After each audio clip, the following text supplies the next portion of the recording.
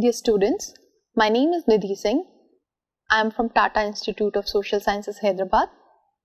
I will be discussing about the human reproductive system in this module, including male and female reproductive organs and the functions of the organs, hormones, and genetics in human reproduction.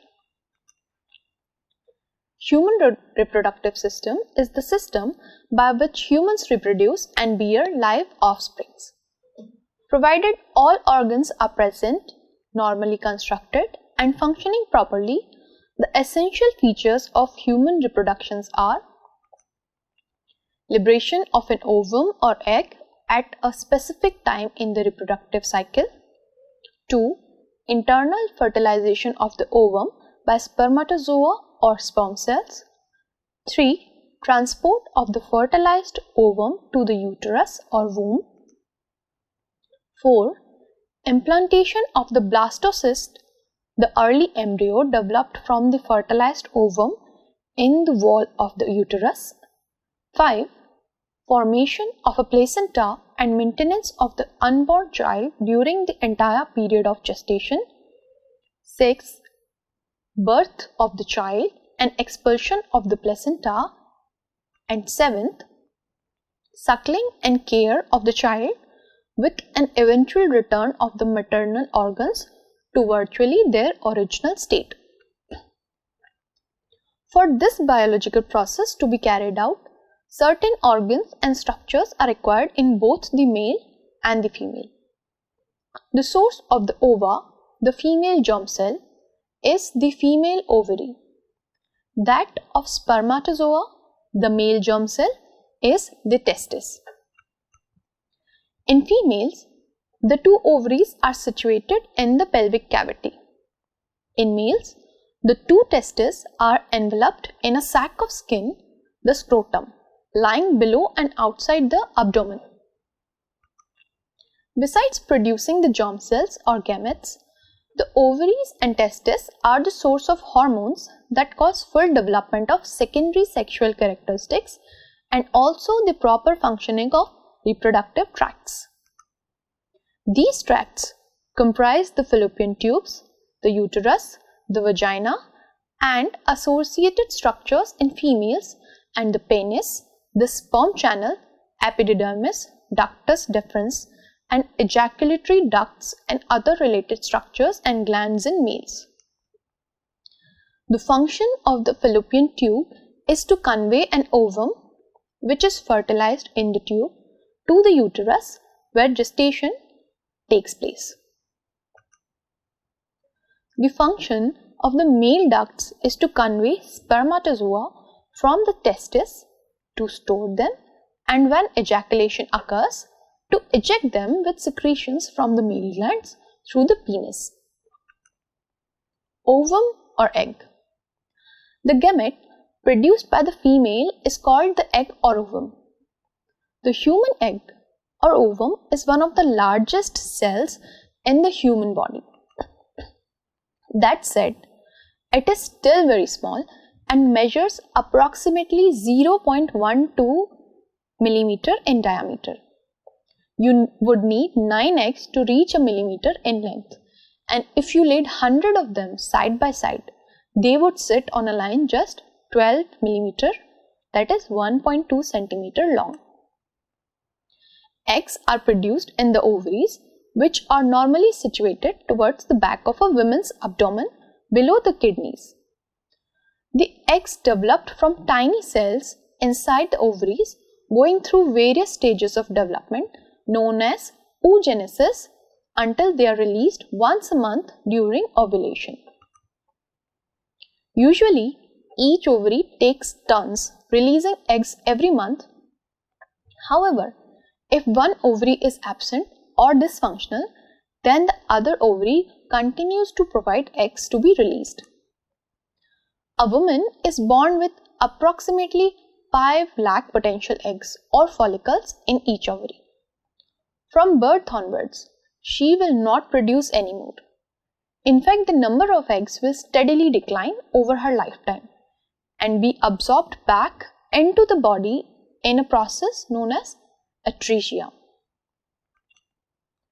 By the time a woman reaches puberty, the million original follicles will have reduced to roughly around 3 lakh. They will continue to decline right through until the menopause. With each menstrual cycle, a dominant follicle will recruit a potentially mature egg, which is then released into the fallopian tube during ovulation. Given an average span of 40 years between puberty and menopause, with one egg being released per month, only 400 to 500 eggs in total will actually be released. By the time a woman reaches the menopause, few or no follicles remain. Any that do remain are unlikely to mature and become viable eggs because of the hormonal changes that happen during this time.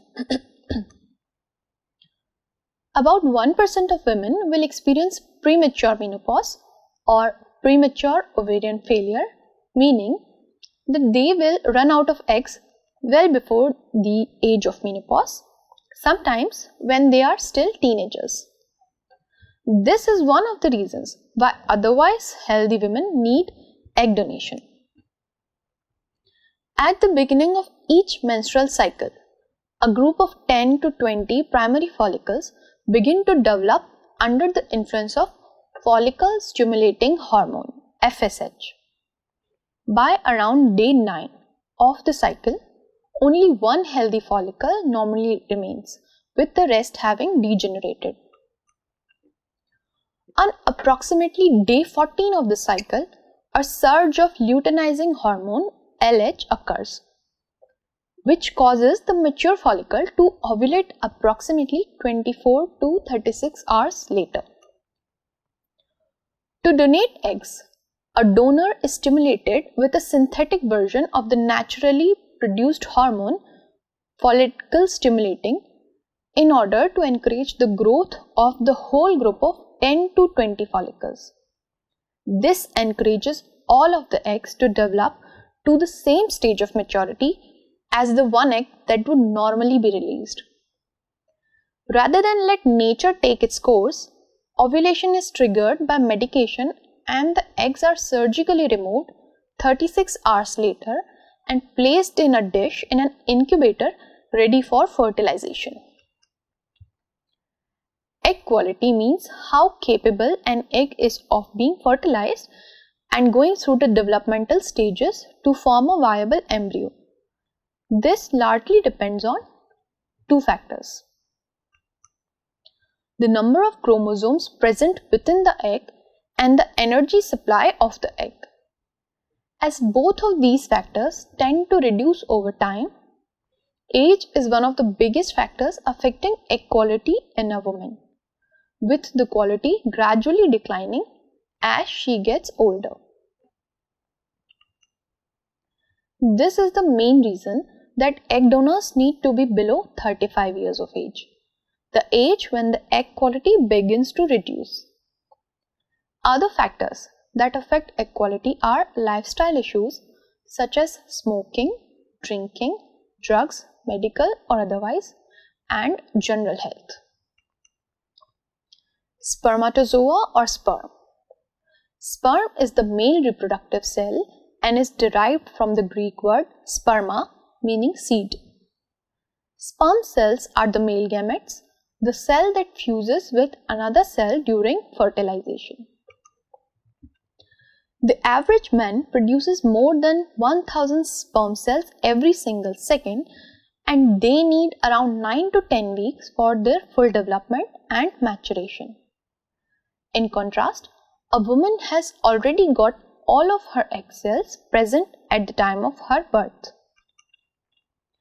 Men have certain stem cells which are capable of cell division and form new sperm cells throughout a man's life. The tiny sperm cells are highly specialized to fulfill their function, which is solely to fertilize an egg cell. Each sperm cell has a mobile tail known as flagellum, which means that the cell can swim through the uterus. The energy required for its movement is provided by the middle section of the sperm cell, which is equipped with lots of small power stations called mitochondria. The development of male sexual organs.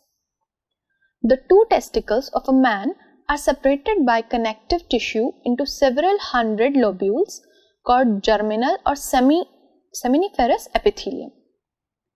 In the seminiferous epithelium, the so-called Sertoli cells can be found along with the maturing sperm in the seminiferous tubules. The purpose of the Sertoli cells is to support and nourish the germ cells, coordinate their development, and protect them from being attacked by a man's own immune system. Ready for ejaculation. Each testis is connected to its overlying epididymis by a thick convoluted canal. The sperm mature in the epididymis further on and are stored here until they are released outside the body during ejaculation along with various fluids from the penis. For example, the secretion from the prostate ensures that the sperm cells can actively move. The seminal vesicles provide the sperm cell with a fluid which supplies them with a sufficient amount of energy. At the same time, the seminal fluid also has a high pH value. This neutralizes the acidic environment of the vagina, allowing the sperm to survive in it. Important factors in optimal sperm development. Here are the most important tips for optimal sperm development. The difference between following this advice and ignoring it amounts to a factor of 10 or more. By following this advice, the sperm can be expected to have 10 times better quality and mobility. Factor 1. The temperature inside the scrotum should never be greater than 36 degrees centigrade. Regular sessions in the sauna, heated seats in the car, or clothing which is too tight and presses the scrotum against a man's body can lead to temporary disruption of sperm production. Factor 2. The body needs a variety of vitamins, amino acids, and other nutrients for the production of sperm. Missing a vital element can result in insufficient development. Therefore, it is required to eat plenty of raw fruits and vegetables or take a nutritional supplement containing range of vitamins. Factor 3. The most important raw material for spermatogenesis is L-arginine. This important amino acid is the essential component of spermatin. Without L-arginine, it is impossible for healthy sperm development to take place. A study conducted at the University of Louisiana showed that by taking a 5,000 milligram dose of L-arginine per day, the proportion of healthy and mobile sperms quadrupled.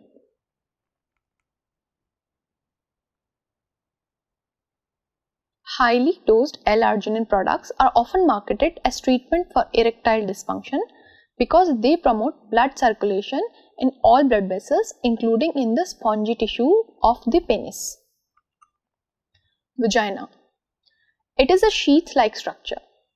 The canal in the female that extends from the external genitalia to the cervix uteri. The adult vagina is normally about 8 cm long and slopes upward and backwards.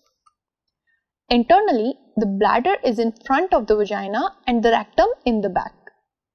The vagina receives the erect penis in coitus, spermatozoa are discharged into it, swim through the cervical canal and enter the uterus. The vagina is also the passage for menstrual discharge and it functions as the birth canal. The interior lining of the vagina is mucous membrane. Muscles and fibrous tissues form its walls. In pregnancy, changes occur in these tissues enabling the vagina to stretch to many times its usual size during labor and childbirth.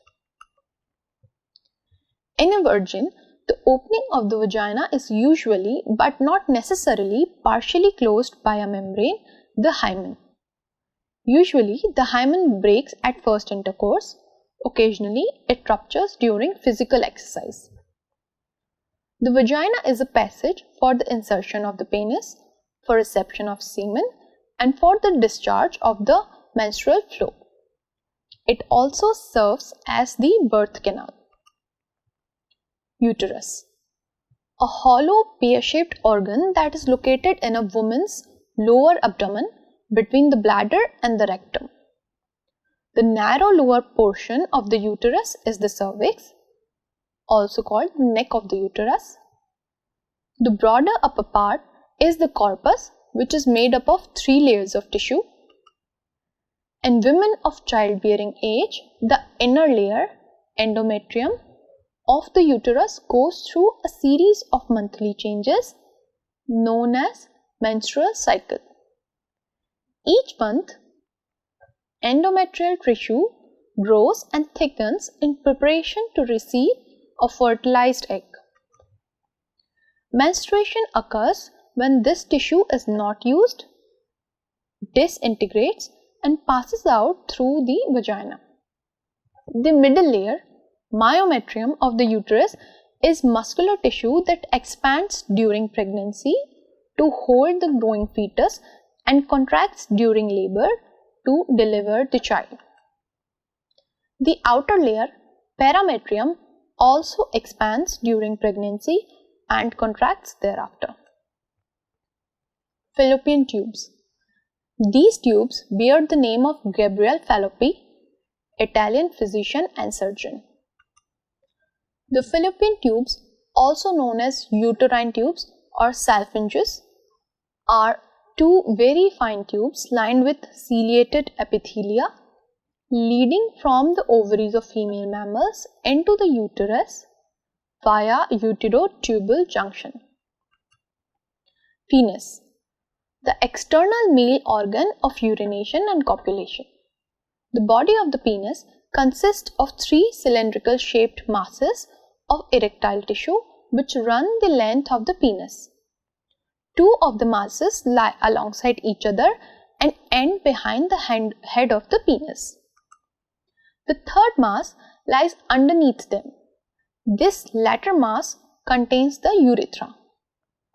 The penis terminates in an oval or cone-shaped body, the glans penis, which contains the exterior opening of the urethra. Human fertilization. Human fertilization is the union or joining of the egg and the sperm, resulting in a fertilized egg, otherwise known as zygote. But the process of human fertilization is very complicated and comprises of many steps and components necessary to achieve the ultimate result of human life. We will read on to learn how such a small thing works together to make a fertilized egg. Human fertilization begins with a woman's menstrual cycle. This cycle prepares a woman's body for fertilization. About halfway through the cycle, the woman's body is ready to begin the process of fertilization.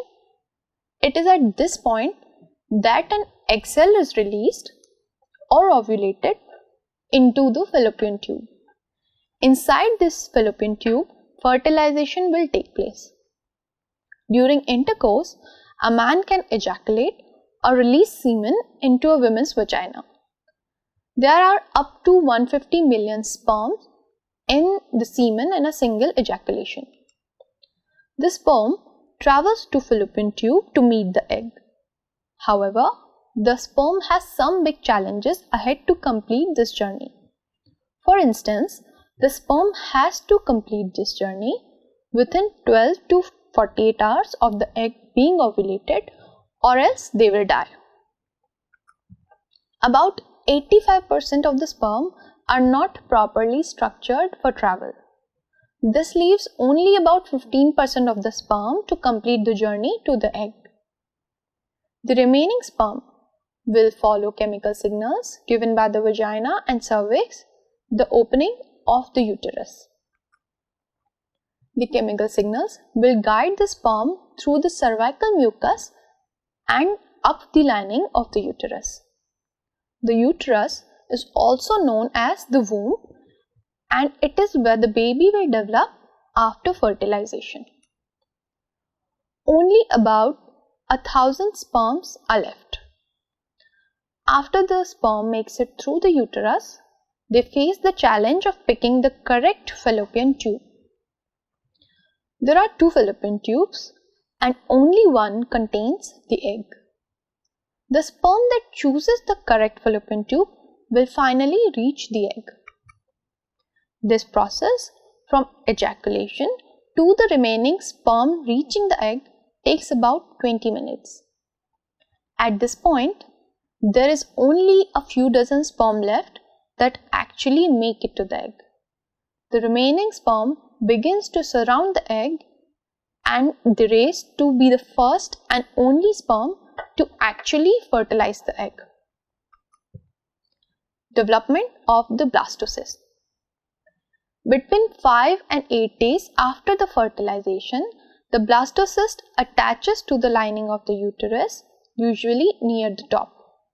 This process, called implantation, is completed by day 9 or 10. The wall of the blastocyst is 1 cell thick except in one area where it is 3 to 4 cells thick. The inner cells in the thickened area develop into the embryo and the outer cells burrow into the wall of the uterus and develop into the placenta. The placenta produces several hormones that help maintain the pregnancy.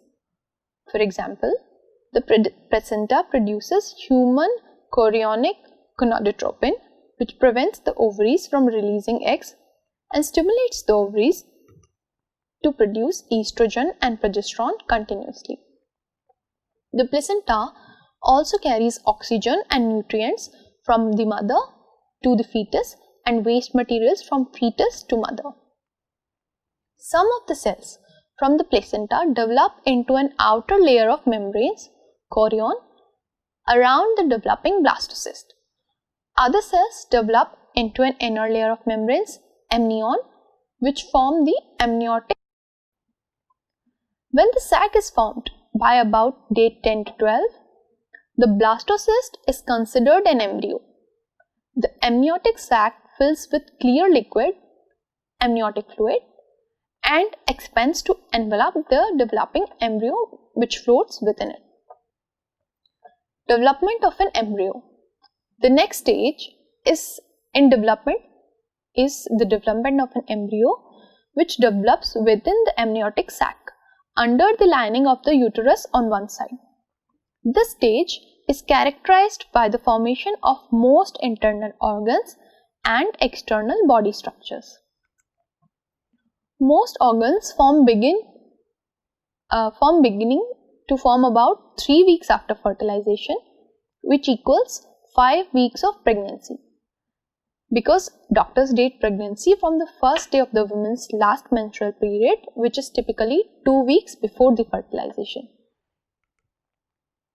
At this time, the embryo elongates, first suggesting a human shape. Shortly thereafter, the area that will become the brain and spinal cord begins to develop. The heart and major blood vessels begin to develop earlier, by about day 16. The heart begins to pump fluid through blood vessels by day 20, and the first red blood cells appear the next day. Blood vessels continue to develop in the embryo and placenta. Almost all organs are completely formed by about 10 weeks after fertilization, which is equal to 12 weeks of pregnancy. The exceptions are the brain and spinal cord, which continue to form and develop throughout pregnancy. The malformations, birth defects, occur during the period when organs are forming. During this period, the embryo is most vulnerable to the effects of drugs, radiation, and viruses. Therefore, a pregnant woman should not be given any live virus vaccinations or take any drugs during this period unless they are considered essential to protect her health. Development of the fetus and placenta.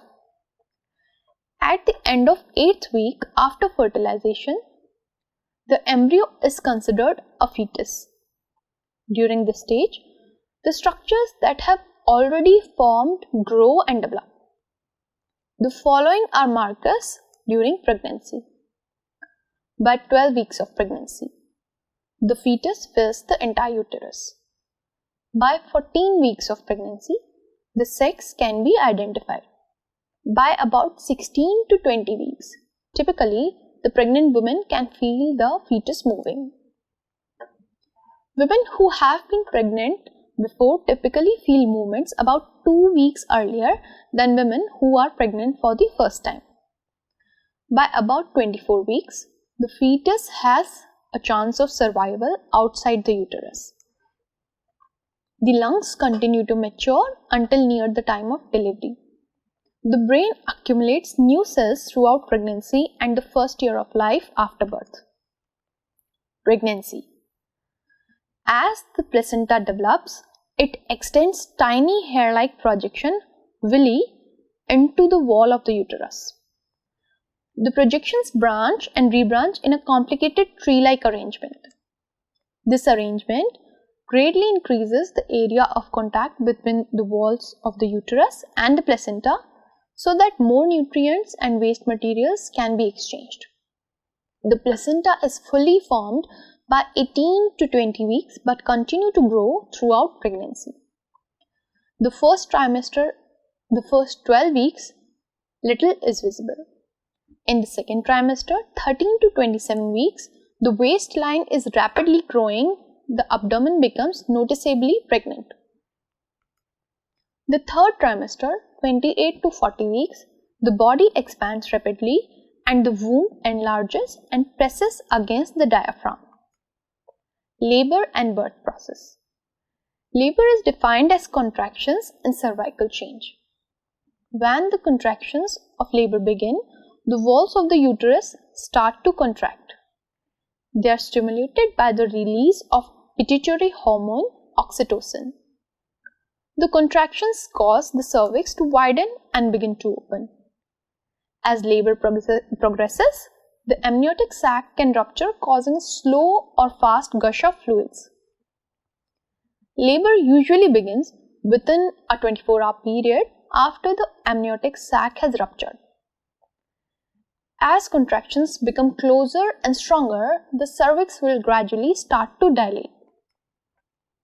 The mother begins pushing to aid in the birth of the baby. This part of labor can last minutes or even hours. A fetus usually delivered head first. Crowning is the term used when the fetus head can be seen between the mother's labia as it emerges.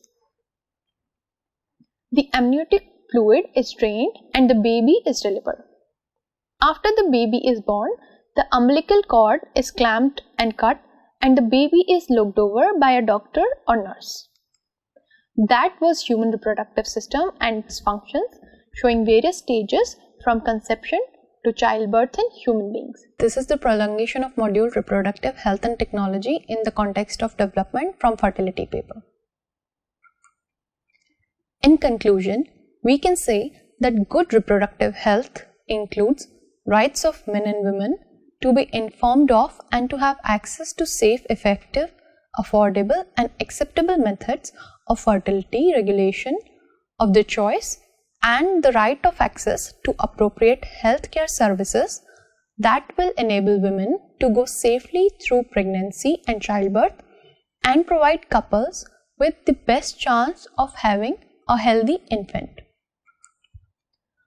Technology helps in reproductive health matters of human beings, from the fertility control techniques to the fertility induced processes are all related with various techniques. But one has to remember that technology should produce more positive results than adverse implications. Motherhood, which is the nucleus of reproductive health, has to be visualized in a multidimensional manner.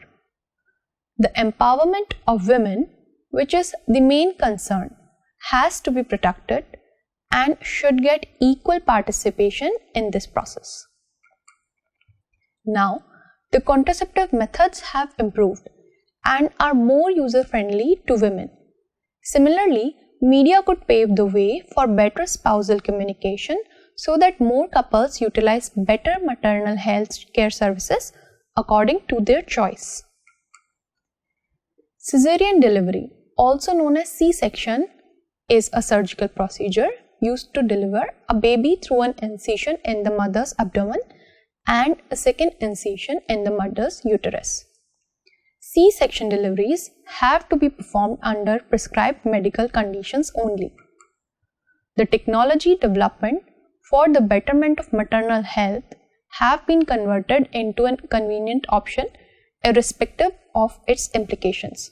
This should be avoided. The sex ratio has been calculated on the basis of number of females per 1000 males in India, and it is considered as one of the development indicators. India is seeing a decline in the sex ratio, and it is assisted with technologies like ultrasound sonography.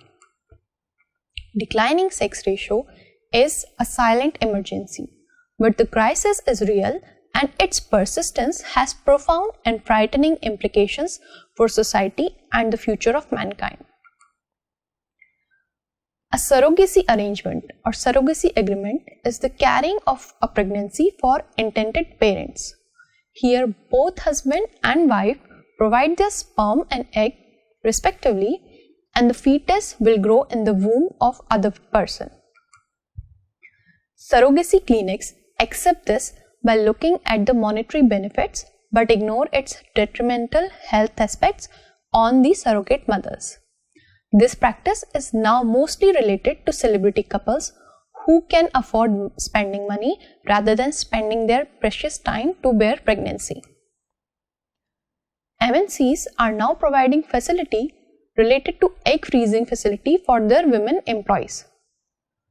The egg freezing can help to postpone conception and help growth in professional life, but contribution to family life can still be a questionable aspect.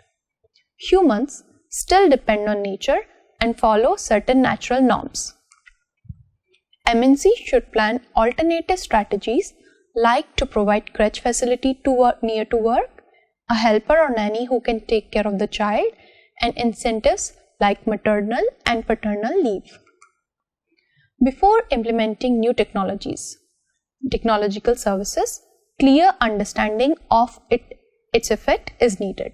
This should not add another income generating program for the private healthcare sector and should only be used when necessary. Thank you.